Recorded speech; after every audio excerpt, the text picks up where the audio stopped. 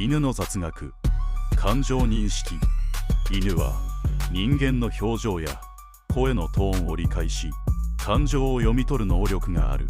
飼い主が怒っているか嬉しいかを判断できるシアンタイプ。犬は群れで生活する動物だが、飼い犬は人間をその群れの一員と認識する。そのため飼い主との結びつきが極めて強い。へそごま。犬にも人間と同じくへそがあり、ここにゴマや毛がたまりやすい。ただし飼い主が清掃することはほとんどない。